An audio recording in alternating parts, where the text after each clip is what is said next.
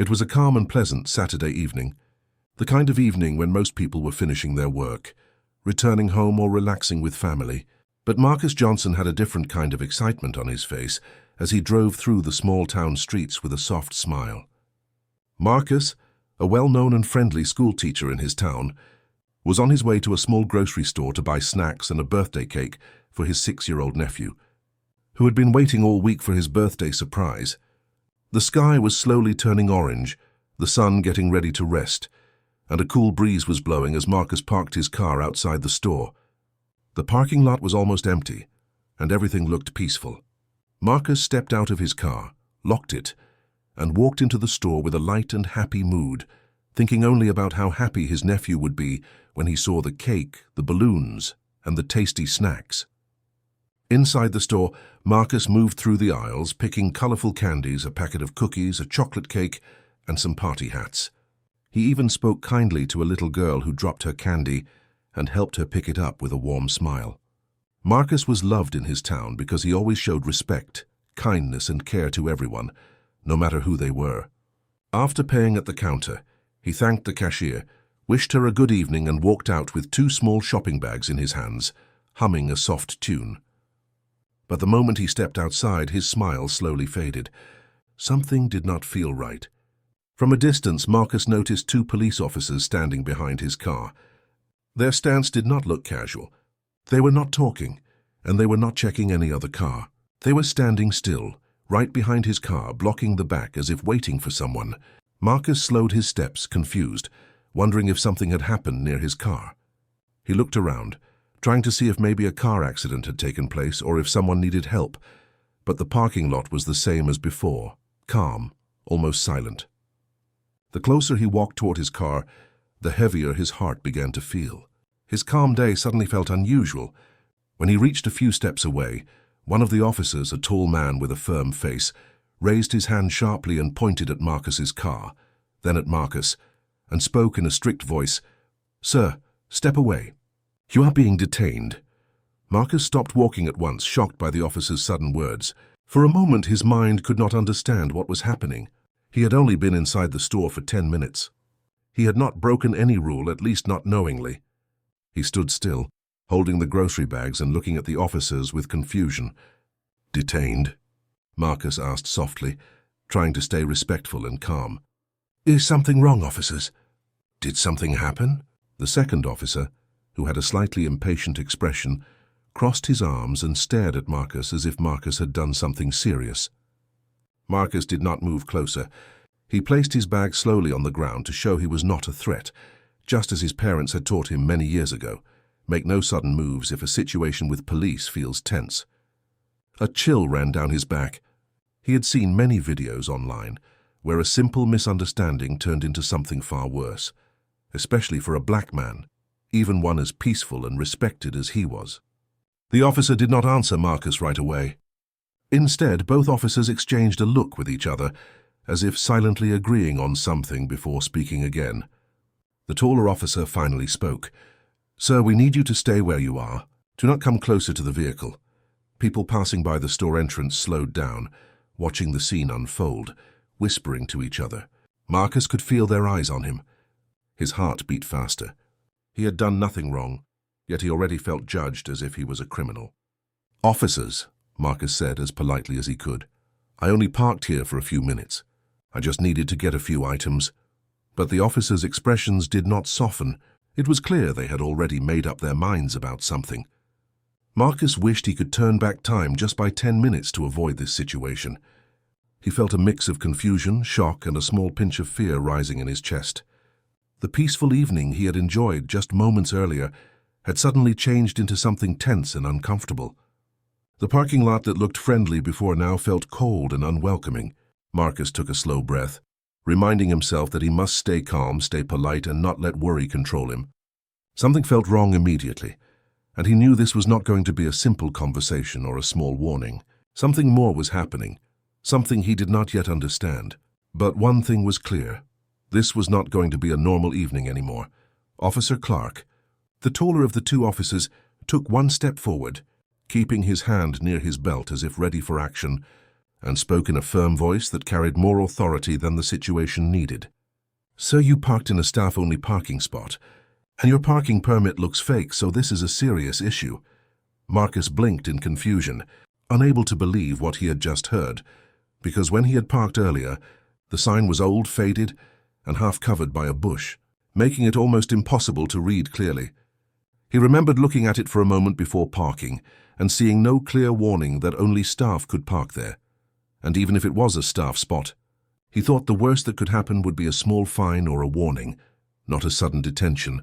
Marcus kept his hands visible to avoid any misunderstanding and said softly, with full respect in his tone, "Officer, I understand, but the sign outside is very unclear. I did not know this space was only for staff. I was inside for only a short time. If there is a fine, I can pay it." I'm not arguing. But instead of calming down, the second officer, Officer Miller, a man with sharp eyes and a serious face, spoke in a tone that felt unnecessarily harsh. "We hear that all the time. You should know better. Show us your ID, registration, and permit. Now." Marcus nodded slowly, doing everything calmly so he would not appear nervous or aggressive, and reached for his wallet carefully, moving in a slow and clear way, because as a black man, he had learned from a young age to make every movement clear and visible when around police. He handed his ID to Officer Clark, who snatched it without a single thank you and walked back to the patrol car to check it, while Officer Miller stayed in front of Marcus, watching him as if Marcus was a dangerous person rather than a school teacher holding birthday snacks for a child. The air around them felt heavy, and the silence was thick, broken only by the sound of a police radio in the car. People passing by began stopping to watch, whispering among themselves. Marcus could hear bits of their whispers, things like, "What did he do?" or "Why are they detaining him?" And he felt a sting of pain in his chest.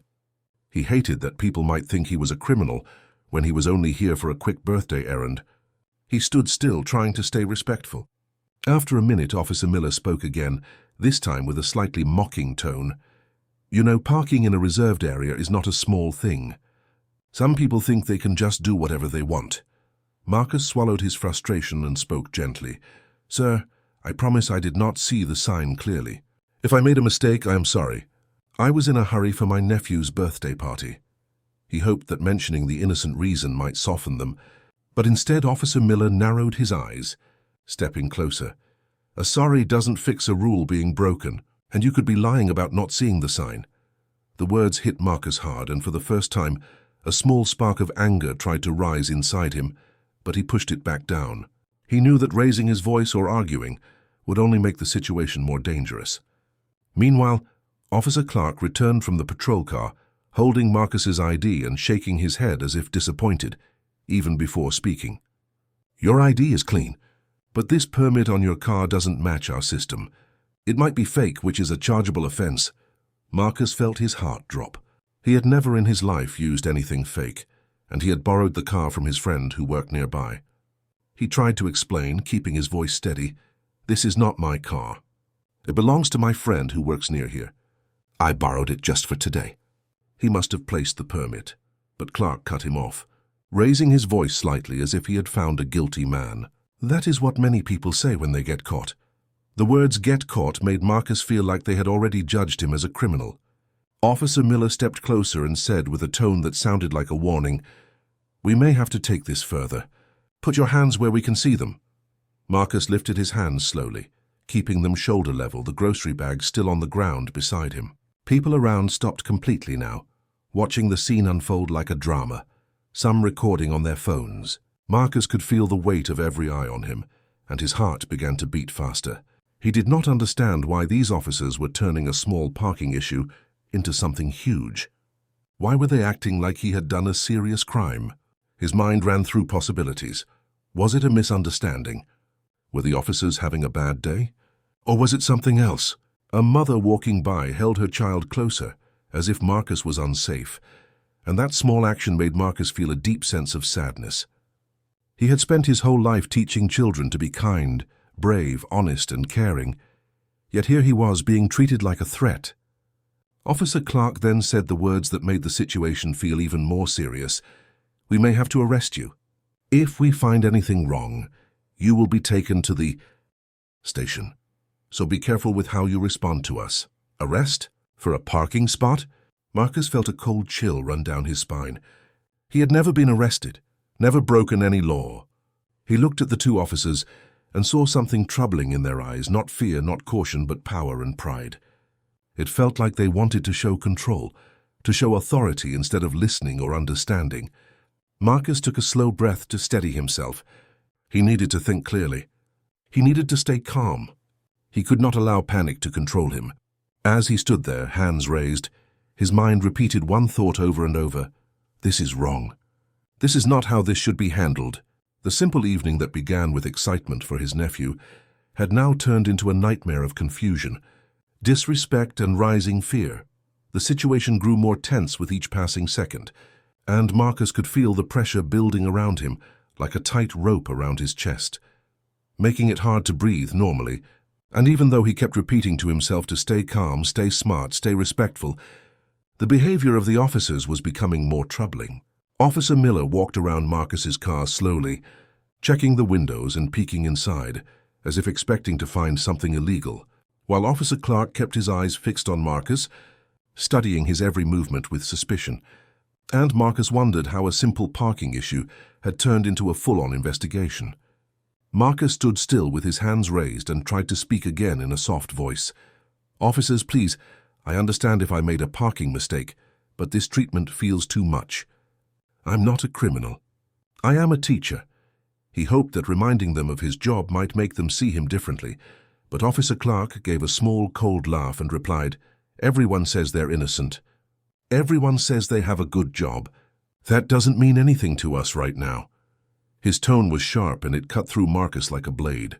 Marcus felt a small shake in his hands, not from guilt, but from the growing fear that these officers did not want the truth. They wanted a reason to use power. Officer Miller then opened the car door without asking for permission and began searching through the glove box, the side pockets and the back seat, moving things around without care, making a mess of the small birthday items Marcus's friend had left in the car earlier. Marcus felt anger rise inside him because they had no right to search his friend's car like that without reason. But he swallowed his anger once again because he knew that showing even a hint of attitude could make things worse, especially in a situation like this. The crowd watching from a distance grew larger, with some people taking out their phones to record the scene, and Marcus hated being on display like this, as if he was guilty of something when he had done nothing wrong. A few whispering voices reached his ears. What did he do? Maybe he stole something. They don't search a car for no reason, and each whisper hurt him more than the last, because he could feel his reputation, his dignity, his respect, all being taken away in the eyes of strangers who did not know him at all. Officer Miller then pulled out a party bag containing balloons, a small toy car, and a birthday card that said, "Happy birthday to the best little nephew," and dropped it carelessly on the ground. And that sight made Marcus's heart sink, because the birthday card was something his nephew had been so excited about. Marcus spoke again, his voice shaking slightly. "Please be careful with the things in the car. They are for a child. This is unnecessary." But Clark snapped at him, "Do not tell us how to do our job." And for the first time, Marcus saw something in Clark's eyes that made chills run down his spine. Not anger, not irritation, but enjoyment, as if he liked having control, liked seeing Marcus helpless and surrounded. Marcus realized something very important in that moment. This was no longer about a parking space, or a permit, or even procedure. The officers' behavior had shifted from duty to ego. They wanted to prove something, to show dominance, to show power. And it scared Marcus more than anything because when pride is in control, logic disappears. Officer Miller finished searching the car and walked back to Marcus with a smirk. "Nothing in the car. But that doesn't mean we won't find something on you." Marcus felt a knot tighten in his stomach. He had nothing to hide. But the idea of being searched like a criminal in public, in front of strangers and young kids who might see him and fear him, filled him with deep sadness. He had spent his entire career teaching children to trust adults, trust teachers, trust officers, trust the system. But now he stood here, losing trust in the people who were supposed to protect him. Clark then spoke again, moving closer with handcuffs hanging from his belt. "Sir, we are giving you one last chance to tell us the truth. Where did you get that permit? Who gave it to you? If you lie, we will charge you for providing false information. So think hard. Marcus felt trapped. If he said it was his friend's car, they might accuse him of blaming someone else. If he stayed silent, they would say he was hiding something. He was being cornered, forced into a situation where every answer could be twisted. He took a slow breath and said, I am telling the truth. This is my friend's car. He works nearby. He must have placed the permit. I am not lying. Clark did not respond with understanding. Instead, he leaned closer and whispered in a low voice that only Marcus could hear, You're making this harder for yourself. Marcus's heart skipped. Why would a small misunderstanding attract so much aggression? Why would two officers invest this much energy into a parking violation? Something was not normal. Marcus thought about his nephew waiting at home, smiling, excited for his uncle to arrive with cake and gifts. The image of his nephew's happy face gave Marcus strength to stay calm, to keep his voice low, to not fight back. But inside he was beginning to break. Meanwhile, the crowd's view of him continued to worsen. A young teenage boy recording said loudly to his friend, This guy must have done something bad for police to treat him like this. And those words hit Marcus like a punch in the heart. He wanted to shout that he was innocent, that this was unfair, but he could not. His dignity was slowly being stripped away while he stood still, hands raised as if he was dangerous. Officer Miller then stepped back and said firmly, We need to move this along. Clark, should we go ahead and cuff him? The word cuff echoed in Marcus's head. Being handcuffed would destroy everything, his reputation, his peace, and maybe even his safety. His heart pounded, and he knew he could not allow this situation to continue without trying something else. He had to make a choice, and he had to make it fast. Before this went even further down a dangerous road. Marcus stood frozen for a moment, as the word cuff echoed inside his mind again and again.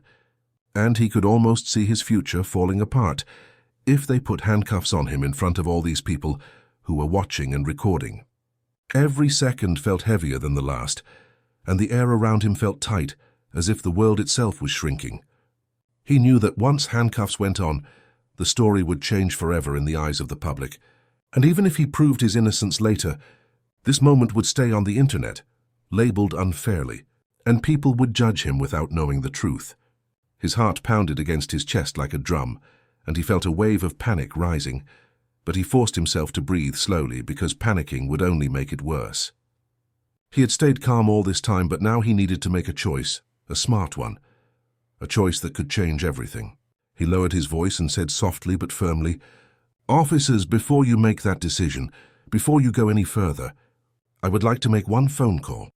Officer Miller raised an eyebrow, looking almost amused, and asked in a mocking tone, And who exactly do you think is going to help you? A lawyer? A friend? You think a phone call will change anything? Clark crossed his arms and smirked. Go ahead. Make your call. It won't change what we have to do. Marcus slowly lowered his hands, very clearly and gently, so that the officers would not think he was making a sudden movement, then reached into his pocket for his phone. His fingers trembled slightly, not because he feared the officers, but because he knew that this call could shift everything in a way they did not expect. He unlocked his phone, scrolled to a contact he never thought he would need in a moment like this, and pressed call. One single name on the screen gave him a strange comfort. As the phone rang, the officers watched him with smirks, and some people in the crowd whispered, He's calling someone to save him, and a few laughed softly, thinking his call was pointless. Marcus held the phone to his ear and waited. After 2 rings, a familiar voice picked up, warm but concerned. Marcus, everything okay? Marcus released a breath he had been holding and spoke in a calm, controlled tone, not wanting to show fear in front of the officers. Hey, I need your help.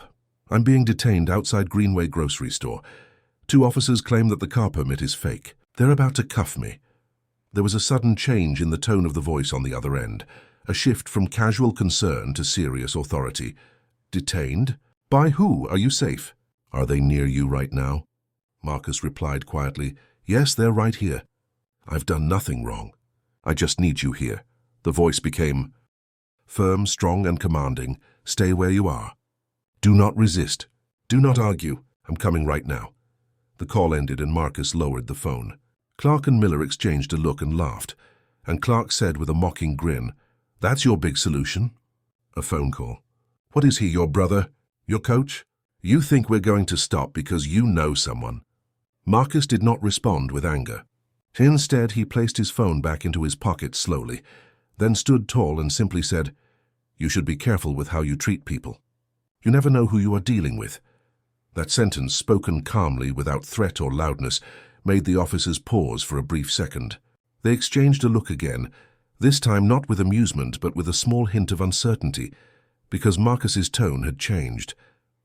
It was no longer the tone of a man afraid or nervous, but of someone who knew exactly what he was doing. Officer Miller quickly brushed off the unease and said, "We don't care who you called. We follow the law here." But his voice did not sound as confident as before. A few minutes passed, and those minutes felt long. Marcus stood quietly looking straight ahead, not at the officers, not at the crowd, but at a fixed point, keeping his breathing steady and his heart controlled. The crowd grew bigger. More phones recorded. A woman whispered to her friend, "He looks so calm. Maybe he really didn't do anything."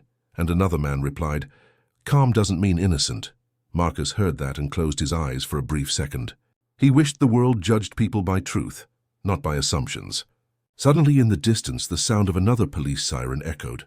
But this time the sound was not sharp like an arrest siren, but steady and controlled. It was a police SUV, driving into the parking lot at a confident pace. People turned their heads, expecting another officer to join the scene.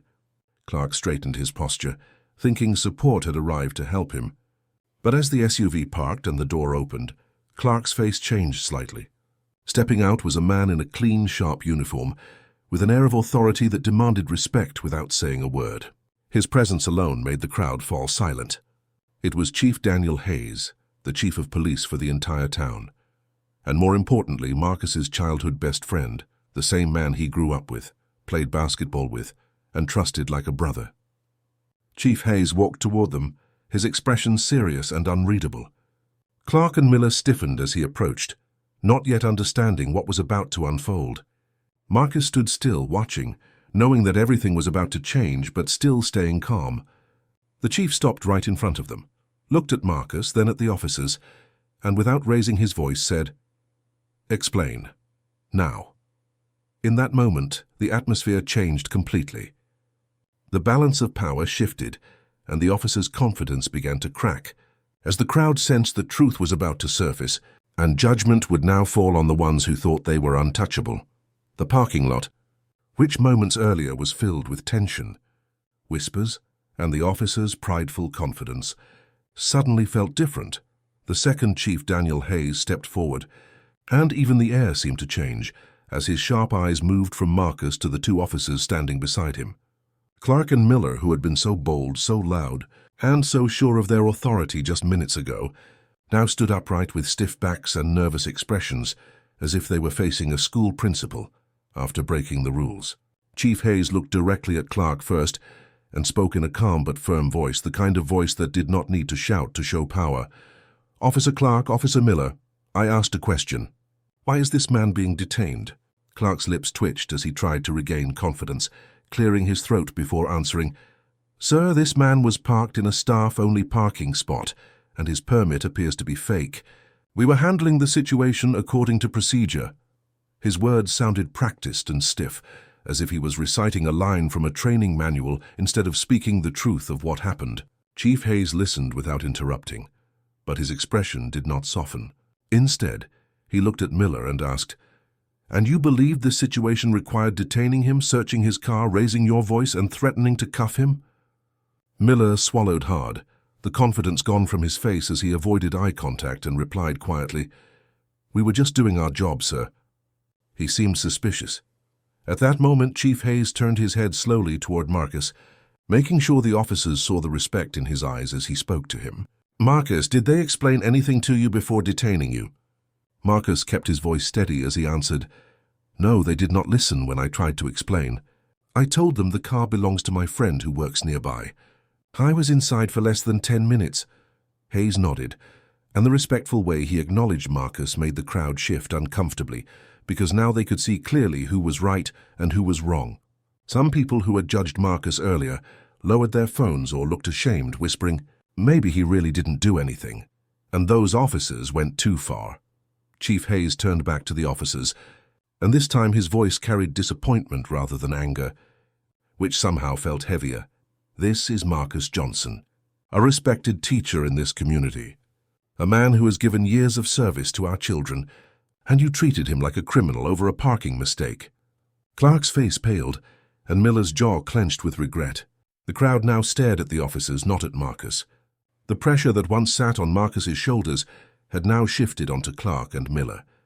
Hayes continued, "Did it cross either of your minds to speak to him calmly first? To ask questions before accusing? To listen?" Clark tried to speak. "Sir, we—" But Hayes raised one finger and Clark stopped instantly. "You searched his car without cause. You made a scene in front of the public. You disrespected a citizen you are sworn to protect. That is not procedure. That is ego." Those words struck Clark and Miller harder than any shout would have. The crowd murmured in agreement. Marcus watched silently, feeling a mix of relief and sadness because although justice seemed to be coming, the pain of what he had experienced still sat in his heart. Hayes turned to Miller and asked, "Where is the permit you said was fake?" Miller quickly pulled it from his pocket and handed it over with trembling hands. Hayes examined it closely for a few seconds, then shook his head. "This permit is real. It's an old model, but still valid. If either of you had taken a proper look, or listened for even 10 seconds, you would have known."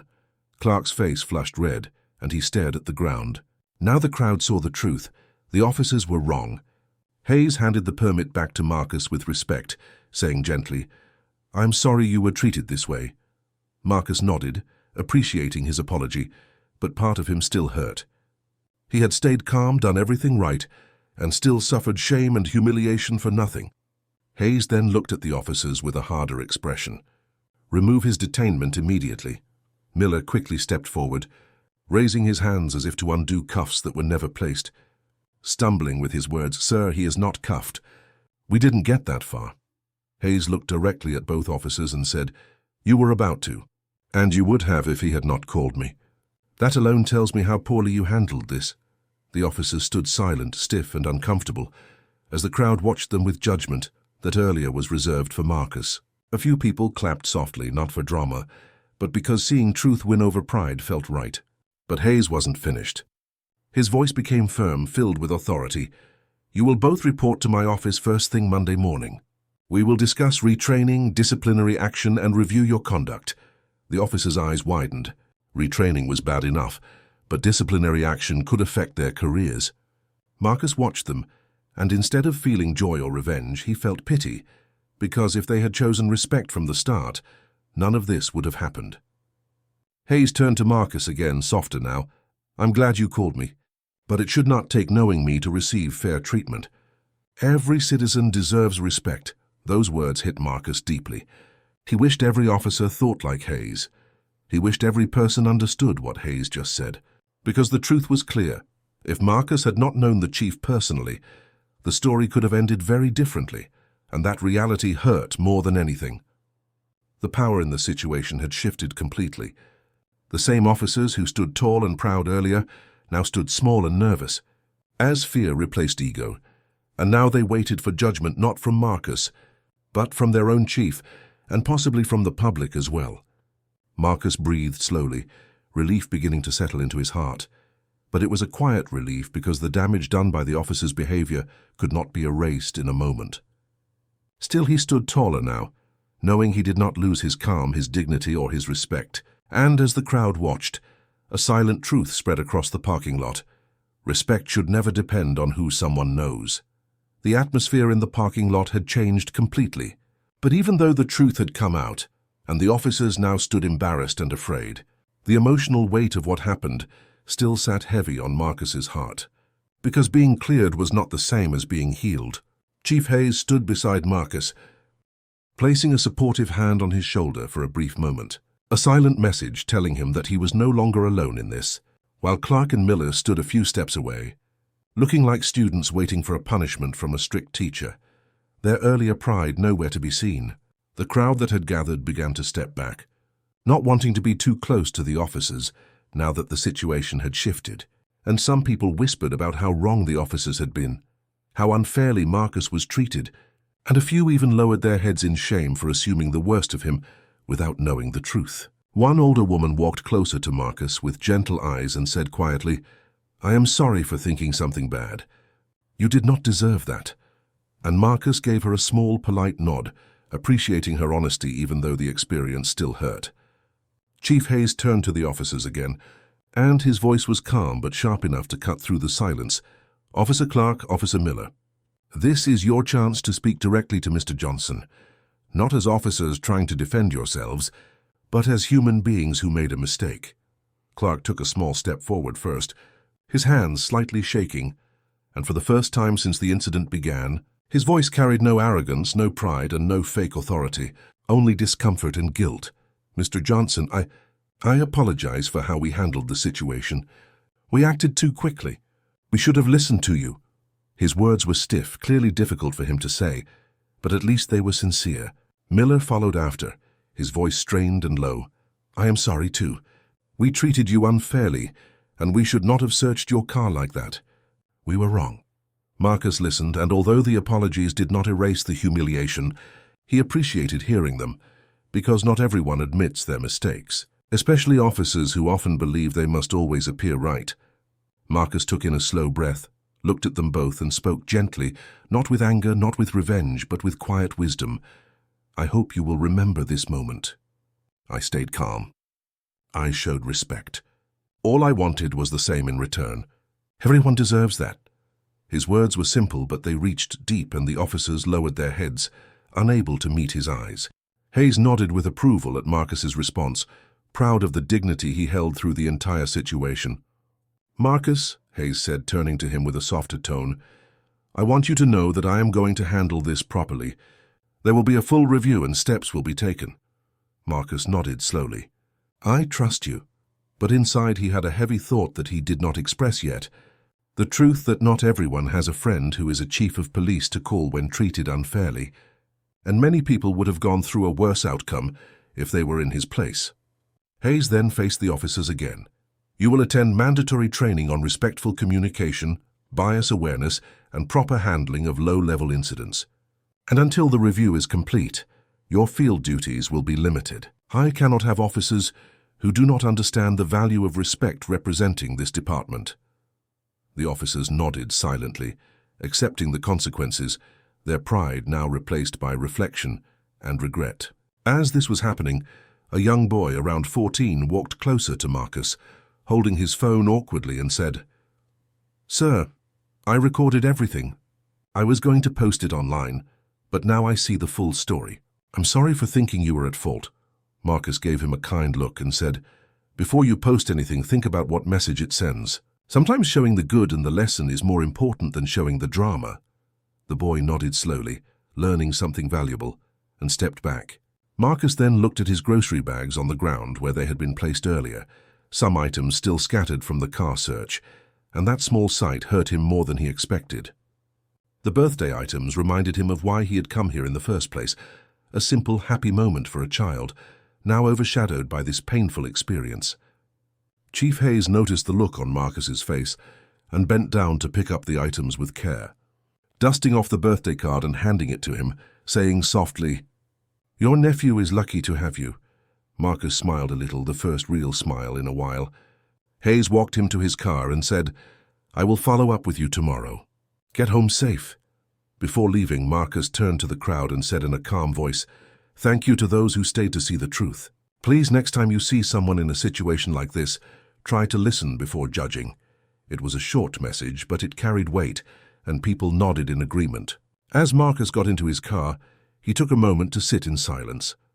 The engine was off, but his thoughts were loud. He replayed the whole situation in his mind, asking himself why a simple parking mistake had to turn into such a painful event.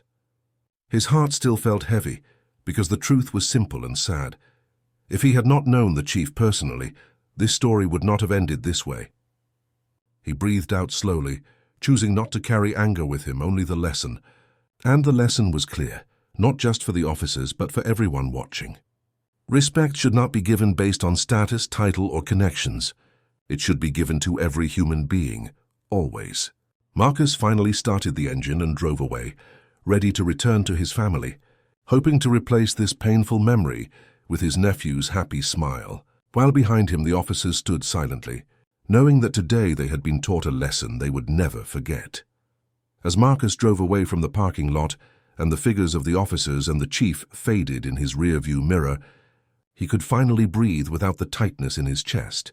But the emotional bruise was still there, sitting inside him like a heavy stone, reminding him of how quickly a peaceful day can turn into a painful memory. The road ahead was quiet, the streetlights glowing softly as if welcoming him back to normal life. And for a brief moment, Marcus allowed his eyes to close at a red light, not from tiredness, but to release the tension building inside him. He reminded himself that he had handled the situation with dignity, patience, and calm, even when fear tried to take over. He drove home slowly, thinking about his nephew waiting excitedly for his little birthday celebration, completely unaware of the storm Marcus had just been through. When he reached his house, children's laughter filled the air as soon as he stepped out of the car. His sister, Evelyn, opened the door with a bright smile and said, "Finally, we were waiting on you," unaware of what had delayed him. Marcus managed a small smile and held up the cake, balloons, and snacks as the children cheered and ran around him in excitement. His 6-year-old nephew, Jaden, ran straight into his arms with a big hug, shouting, "Uncle Marcus, you got the cake!" And in that innocent hug, Marcus felt something inside him soften, as if the child's pure love washed away some of the pain from earlier. He hugged Jaden a little tighter than usual, not wanting to let go for a moment.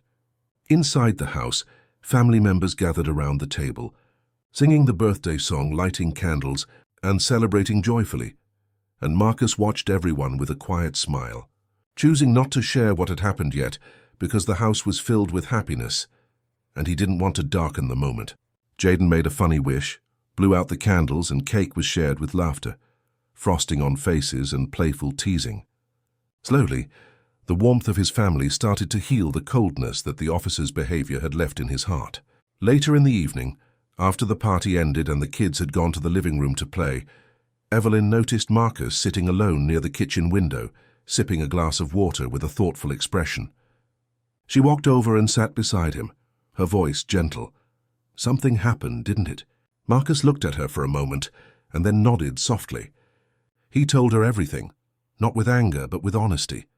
Evelyn listened without interrupting, her eyes filling with both sadness and disbelief at how her brother had been treated for something so small. When he finished, she put her hand on his and said, "I'm proud of how you handled it. Some people would have reacted with anger, and things could have gone bad. You stayed calm. You stayed wise."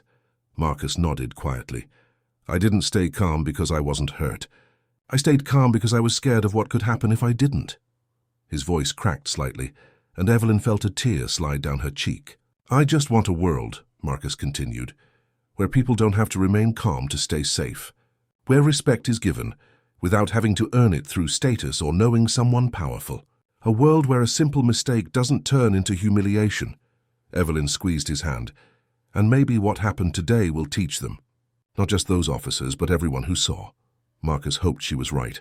After the family left and the house grew quiet, Marcus sat on his couch and scrolled through his phone. A notification appeared, a message from the young teenager who had recorded the incident. The boy wrote, "Mr. Johnson, I thought a lot about what you said. I deleted the video. Instead, I told my friends the lesson you taught us today. Respect first, judgment later." Marcus smiled at the message, touched by the young boy's maturity. Then a message from Chief Hayes arrived, spoke with the department. "Change begins now. Thank you for your grace today." Marcus responded with a simple, "Thank you for standing up for what's right." He put his phone aside and looked around his living room, filled with birthday wrappers, popped balloons, and happy memories from the night.